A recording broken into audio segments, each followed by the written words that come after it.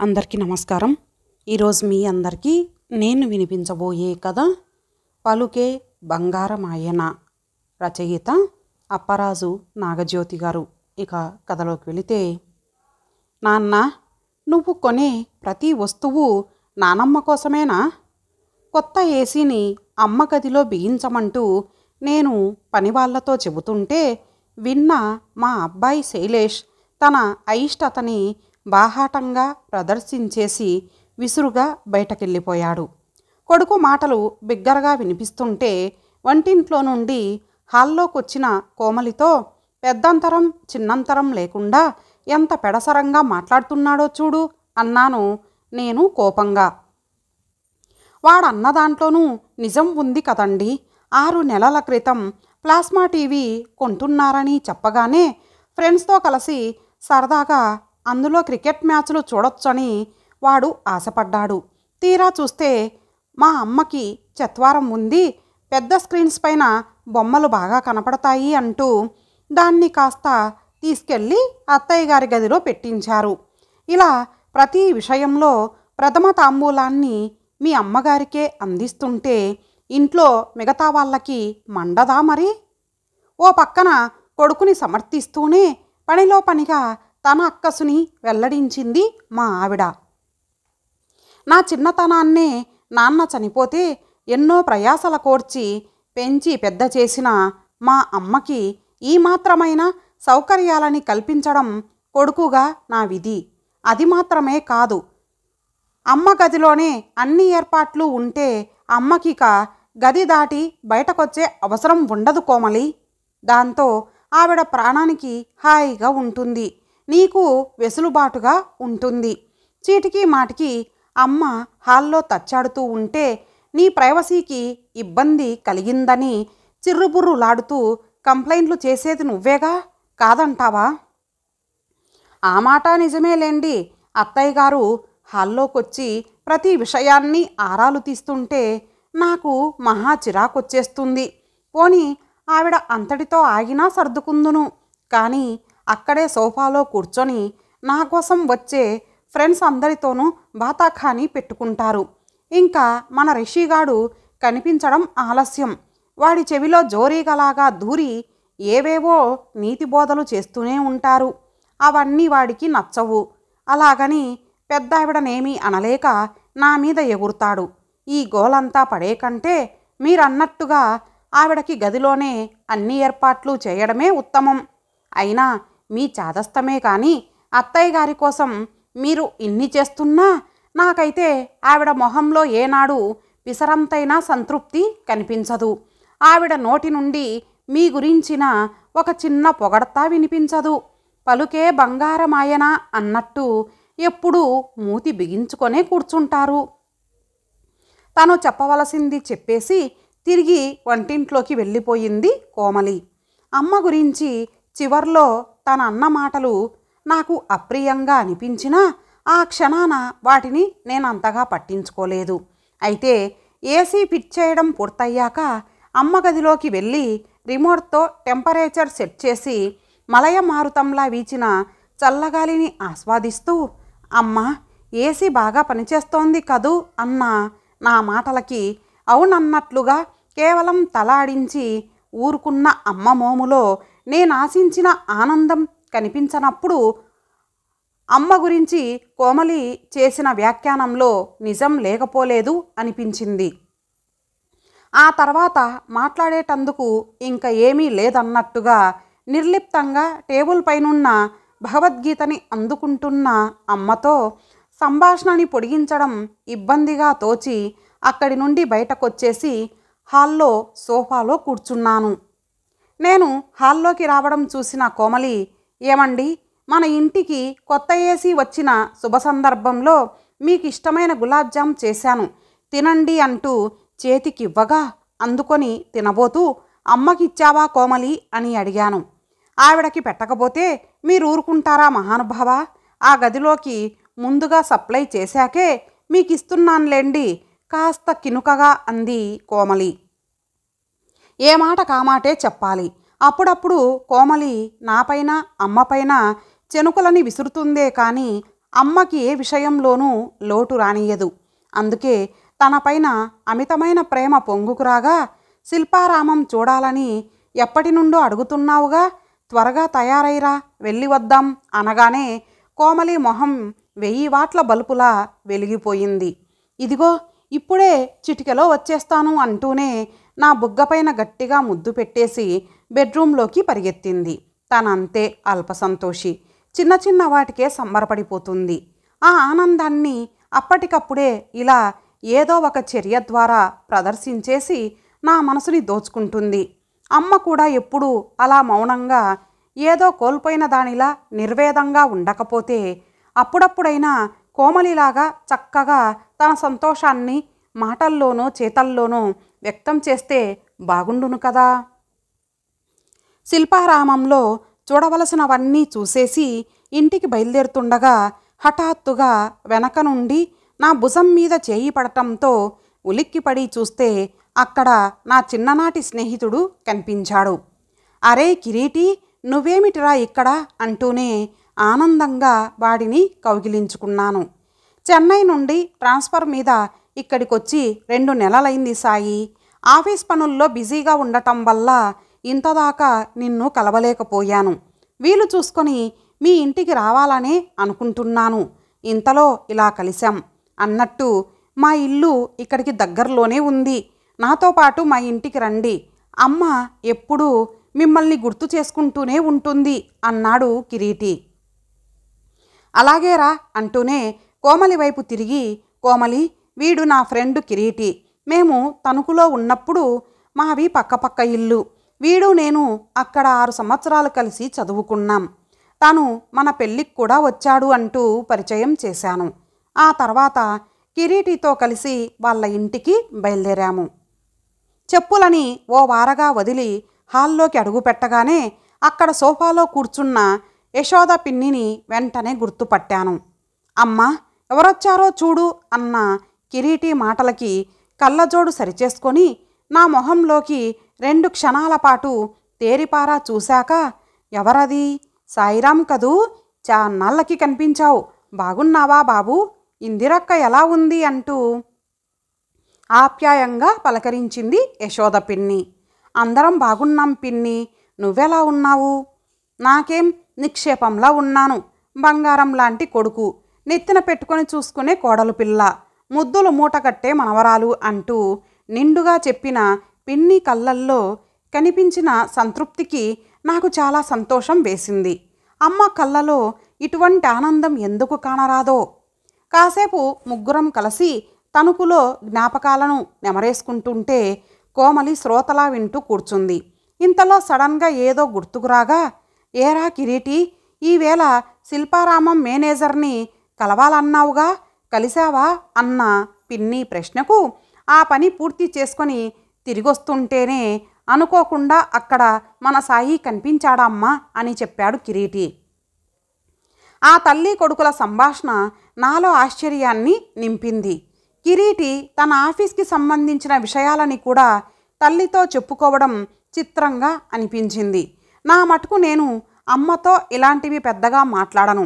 అడపాదడపా office విషయాలు ఇంట్లో పంచుకున్నా అది కోమలితోనే. అయినా ఒక తరం వెనుక మనిషి అయిన అమ్మకి నా ఆఫీస్ విశేషాలు చెబితే మాత్రం అర్థమవుతాయా పాడా? అంతలో బయట నుండి లోనికి వచ్చిన వ్యక్తిని భాగ్యలక్ష్మి నా భార్య అని పరిచయం చేస్తూనే ఆమె చేతుల్లో నుండి కూరగాయల సంచులని అందుకొని వంటింట్లో పెట్టి వచ్చాడు కిరీటి. సోఫాలో యశోదా పిన్ని పక్కనే కూర్చొని కొంగుతో నుదుటిపైన చెమటను తుడుచుకుంటూ, అత్తయ్య, ఈవేళ మార్కెట్లో మీ అబ్బాయికి ఇష్టమైన చింత చిగురు దొరికింది. అలాగే మీకిష్టమైన బొమ్మిడాయిలు దొరికాయి. ఈ రాత్రికి వంట ఏం చేయమంటారు అని భాగ్యలక్ష్మి అడుగుతుంటే, బాగా అలసిపోయినట్టున్నావు, ఇవాల్టికి నువ్వు రెస్ట్ తీసుకోమ్మా. నేను ఇందాకే టమోటా పచ్చడి చేసి వంకాయ కూరలోకి మసాలా కూడా రెడీ చేశాను. అన్నము కూర అరగంటలో అయిపోతాయి అని చెబుతూ, సాయి, మీరు ఈవేళ ఇక్కడే భోజనం చేయండి. నీకు టమాటో పచ్చడి చాలా ఇష్టం కదా అంది యశోదా పిన్ని. నా ఇష్టాలు నీకెంత బాగా గుర్తున్నాయి పిన్ని అంటూ ఆశ్చర్యపోతూనే, ఇప్పుడు భోజనాలవి వద్దు, ఆలస్యమవుతోంది. ఇంట్లో అమ్మ ఒక్కతే ఉంది, మరోసారి తీరిగ్గా వస్తాము అన్నాను. అయ్యో, అమ్మని ఇంట్లో ఒంటరిగా వదిలి వచ్చావా? అలా అయితే త్వరగా బయలుదేరు సాయి. నిన్ను విడిచిపెట్టి ఉండటం అంటే ఇందిరక్కకి ఎంత నరకమో నాకు బాగా తెలుసు. అప్పట్లో మన కాంపౌండ్లో ఆడవాళ్ళమంతా కలిసి అడపాదడపా సినిమాకో షాపింగ్కో ప్రోగ్రాం వేస్తే మా సాయి ఇంటికొచ్చేటప్పటికి నేను ఇంట్లో ఉండకపోతే వాడు బెంగెట్టుకుంటాడు. వాడు లేకుండా నాకు ఎక్కడికి వెళ్ళబుద్దేయదు అంటూ ఇల్లు కదిలేది కాదు మీ అమ్మ. ఎప్పుడైనా పొరపాటున వచ్చినా ముళ్ళపైనే ఉన్నట్టుగా ఉండి కాసేపటికే ఇంక మా సాయి ఇంటికొచ్చే టైం అయ్యింది అంటూ ఉరుకులు పరుగుల మీద వెళ్ళిపోతుండేది. దాని పంచప్రాణాలు నువ్వేరా.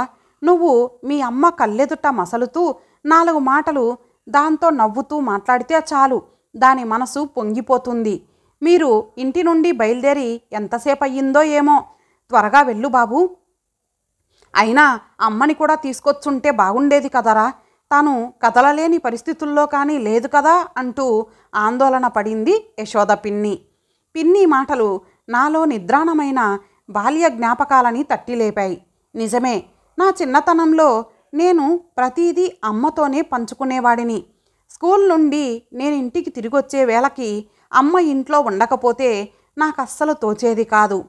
ఏ రోజుకు ఆ రోజు ఆ వేళ ఎలా గడిచిందో పూసగుచ్చినట్టుగా వివరంగా అమ్మతో చెప్పుకోకుంటే నాకు పిచ్చెక్కినట్టుగా ఉండేది. ఆ మాటకొస్తే నేను ఉద్యోగంలో చేరిన మొదట్లో కూడా ఆఫీస్ కబుర్లని అమ్మతోనే పంచుకునేవాణ్ణి. అదేమిటో మరి కోమలితో పెళ్ళయ్యాక నా అలవాట్లన్నీ మారిపోయాయి. కోమలి తల్లిదండ్రులు బంధువర్గము ఇదే ఊర్లో ఉంటారు. తనకి స్నేహితురాళ్ళు కూడా ఎక్కువే. పెళ్ళైన మొదట్లో తరచుగా వాళ్ళ ఇళ్ళకి మేము వెళ్ళడం లేదా వాళ్ళని మా ఇంటికి భోజనాలకి పిలవడం జరుగుతుండేది. 2-3 రోజులు వరుసగా ఏవైనా హాలిడేస్ కలిసొస్తే అందరం కలిసి పిక్నిక్లకి టూర్లకి వెళ్తుండేవాళ్ళం. అమ్మని మాతో రమ్మంటే తను పెద్దగా ఇంట్రెస్ట్ చూపేది కాదు. నేను బలవంతం చేయబోతే పెద్దవారు ఆవిడని ఇబ్బంది పెట్టడం దేనికి, ఆవిడకి ఎలా ఇష్టమో అలానే ఉండనివ్వండి అనేది కోమలి. అలా వివాహం తర్వాత కోమలితో నా బంధం బలపడి నా మనసుని తలపులని తనతో పంచుకోవడం మొదలెట్టగానే నాకు తెలియకుండానే అమ్మకి నాకు మధ్యన దూరం పెరిగిపోయి మాటలు తగ్గిపోయాయి. భోజనం చేశావా, మందులు వేసుకున్నావా, ఇలాంటి పొడి పొడి మాటలే తప్ప అమ్మతో నేను నోరారా కబుర్లు చెప్పి ఎన్నాళ్ళయ్యిందో. నేను అలా ఆలోచనల్లో ఉండగానే చూడు నానమ్మ, అమ్మ నన్ను ఐస్ క్రీమ్ తిననివ్వడం లేదు అంటూ తల్లిపైన ఫిర్యాదుతో నానమ్మ పక్కనే వచ్చి కూర్చుంది కిరీటి కూతురు. మరే ఐస్ క్రీమ్ తింటే నీకు రొంపచేసి జ్వరం వచ్చేస్తుందేమోనని అమ్మ భయం తల్లి. 4 రోజులాగితే స్కూల్లో పరీక్షలైపోయి సెలవులిస్తారుగా, అప్పుడు మనమిద్దరం కలిసి కథలు చెప్పుకుంటూ బోలెడన్ని ఐస్ క్రీంలు తిందాం, సరేనా బుజ్జి తల్లి అంటూ యశోద పిన్ని తన మనవరాలికి నచ్చజెబుతుంటే చూడముచ్చటగా ఉంది. మా శైలేష్కి మా అమ్మ దగ్గర ఇటువంటి చనువు లేనేలేదు. అయినా కన్న కొడుకుని నేనే అమ్మకి మానసికంగా దూరం జరిగిపోయాక ఇంక నా భార్యాబిడ్డల విషయం చెప్పేదేముంది. నానమ్మ అంటూ చిన్నతనంలో అమ్మ వద్దకి శైలేష్ పరిగెత్తబోతుంటే నానమ్మని డిస్టర్బ్ చేయకు అంటూ కోమలి వాడిని వారిస్తూ వెనక్కి లాగేది. అది చూసి మా అమ్మకి శ్రమ కలగనీయకుండా కోమలి చక్కగా చూసుకుంటోంది అనుకొని సంతోషించానే తప్ప దాని ఫలితంగా నానమ్మ వద్ద మనవడికి చనువు లేకుండా పోతుందని ఆలోచించలేకపోయాను. కిరీటి ఇంటి వాతావరణానికి మా ఇంట్లో పద్ధతులకి నడుమ ఉన్న అంతరం నాకిప్పుడు స్పష్టంగా తెలుస్తోంది. అమ్మ కళ్ళల్లో కాంతి లోపించడానికి ఆమె మౌనానికి గల కారణం లీలగా బోధపడుతోంది. పిన్ని, మీరంతా ఈ ఆదివారం వీలు చేసుకొని లంచ్కు మా ఇంటికి వచ్చేయండి. మిమ్మల్ని అందరినీ చూసి అమ్మ చాలా సంతోషిస్తుంది అని చెప్పి ఆ తర్వాత కోమలితో కలిసి బయటకు వచ్చేస్తుంటే మాతో పాటు తను గేటు దాకా వచ్చాడు కిరీటి. కిరీటి, నువ్వు పిన్నిని చూసుకుంటున్న తీరు అభినందనీయం. పిన్ని కళ్ళల్లో కనిపించే మెరుపే దానికి సాక్ష్యం అంటూ వాడిని మనస్ఫూర్తిగా అభినందించాను. భలే వాడివి సాయి, అమ్మని సంతోషపెట్టేందుకు నేను ప్రత్యక్షంగా చేస్తున్నదేమీ లేదు.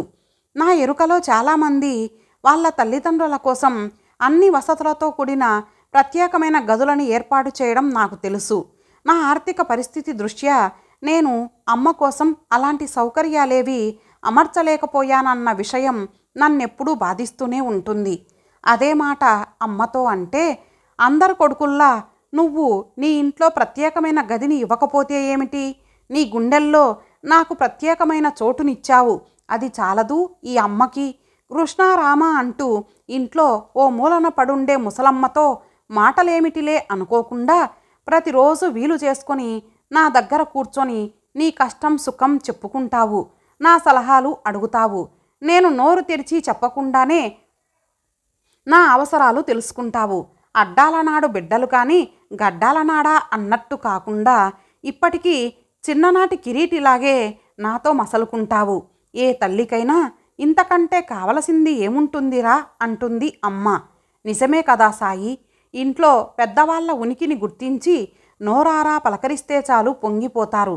అనుభవంతో వాళ్ళకి తోచిన సలహా ఇస్తారు. వాళ్ళ పెద్దరికానికి మనం పిసరంత గౌరవాన్నిస్తే దాన్నే వాళ్ళు కొండంత పెన్నిదిగా భావిస్తారు. కొత్తగా మన జీవితంలోకి అడుగుపెట్టిన భార్యాబిడ్డల మోజులో పడి పెద్దవాళ్ళని నిర్లక్ష్యం చేయకుండా మన కుటుంబంలో సభ్యులుగా వాళ్ళని కలుపుకుపోవడాన్ని మించి వాళ్ళు కోరుకునేది ఏముంటుంది సాయి? నా అదృష్టం కొద్దీ నా భార్యకి పెద్దల పట్ల గౌరవం ఉంది. అందుకే అమ్మతో కోడలిలా కాకుండా కూతుర్లా మసలుకుంటుంది. కిరీటి మాటలు నా మనసుని చెల్లుమని తాకాయి. అమ్మ విషయంలో నేను చేస్తున్న అపరాధం ఏమిటో నాకిప్పుడు పూర్తిగా అర్థమయ్యింది. చిన్నతనం నుండి నన్ను వృద్ధిలోకి తీసుకురావడమే ధ్యేయంగా బతికిన అమ్మకు నా ఇంట్లో సకల సదుపాయాలతో ఓ గదిని ఏర్పాటు చేయడంతోటే నా బాధ్యత పూర్తయిందని భావించడం ఎంత అవివేకం! యశోద పిన్నికి మళ్ళీ హాల్లో నిండుగా కూర్చొని ఇంట్లో అన్నింటా తానై ఉండవలసిన అమ్మని ఒక్క గదికే పరిమితం చేయడమంటే ఆకాశంలో హాయిగా విహరించే పక్షిని పంజరంలో బంధించినట్లేగా. స్వేచ్ఛను హరించేసే పంజరాన్ని బంగారంతో చేసినా అది పక్షికి ఆనందాన్నివ్వదన్న చిన్న విషయం ఇంతకాలంగా నా మనసుకు ఎందుకు తోచలేదు? అందరితో కలిసి సరదాగా కబుర్లు చెప్పుకుంటూ టీవీలో సినిమాని చూడటంలో ఉన్న ఆనందానికి అమ్మని దూరం చేసేసి, అమ్మ నీ గదిలో పెద్ద టీవీ పెట్టాను, ఇప్పుడు నీకు బొమ్మ స్పష్టంగా కనబడుతోంది కదా అని అడగడం ఎంత హాస్యాస్పదం! నిజమే, కిరీటి చెప్పినట్టుగా అమ్మని ప్రత్యేక అతిథిలా కాకుండా కుటుంబంలో భాగంగానే చూసుకోవాలి. ఏ తల్లైనా కోరుకునేది అదే.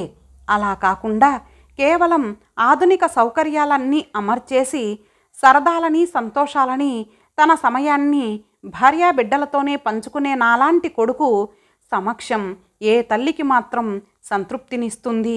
డబ్బుతో లభించే సౌకర్యాలే మనిషికి సంతోషాన్ని ఇచ్చేటట్టయితే ఈ భూమి మీద ఉన్న సంపన్నుల తల్లిదండ్రులంతా చాలా సంతోషంగా ఉండాలి. విదేశాల్లో స్థిరపడి అక్కడ సంపాదించిన డాలర్లతో ఇక్కడ సకల సౌకర్యాలని అమర్చిపెట్టిన పిల్లల తల్లిదండ్రులు మరింత ఆనందంగా ఉండాలి. కానీ వాళ్ళెవరూ అలా ఉండటం లేదే. సౌకర్యాల ద్వారా కలిగే హాయి కేవలం మేనునే తప్ప మనసుని తాకదు. ఎన్నాళ్ళ నుండో నన్ను వేధిస్తున్న అమ్మ ఎందుకు సంతృప్తిగా ఉండడం లేదు అన్న ప్రశ్నకి సమాధానం ఈవేళ దొరికింది. బుద్ధుడికి బోధివృక్షం కింద జ్ఞానోదయం జరిగినట్టుగా కిరీటి ఇంట్లో నా జ్ఞాననేత్రాలు తెరచుకున్నాయి. ఇకపై అమ్మ కళ్ళల్లో వెలుగుని, ఆమె గుండెల్లో సంతృప్తిని ఎలా నింపాలో అర్థమవగా ద్విగుణీకృతమైన ఉత్సాహంతో వడివడిగా ఇంటివైపు అడుగులు వేశాను. ఇంటికి చేరుకున్న వెంటనే అమ్మ గదిలోకి వెళ్ళి అమ్మ భుజాల చుట్టూ చేతులు వేసి హాల్లోకి తీసుకొచ్చి సోఫాలో కూర్చోబెట్టి పక్కనే కూర్చొని, అమ్మ ఈవేళ యశోద పిన్ని కిరీటి కలిశారు అంటూ అక్కడి కబుర్లని ఒక్కొక్కటే పూసగుచ్చినట్టుగా వివరిస్తుంటే మెరుస్తున్న కళ్ళతో నా వైపే చూస్తున్న అమ్మ ముఖంలో అద్వితీయమైన సంతృప్తి. నాలోనూ అదే ఆనందం పొంగి పొరలగా నాకు తెలియకుండానే చిన్ననాటి సాయిని అయిపోయి అమ్మ ఒడిలో తలపెట్టుకున్నాను. పోగొట్టుకున్న పెన్నిది తిరిగి పొందిన అనుభూతితో నా మనసంతా నిండిపోయింది. ఇంతటితో ఈ కథ సమాప్తం. మరలా ఒక మంచి కథతో కలుద్దాం. అంతవరకు సెలవు. నమస్తే.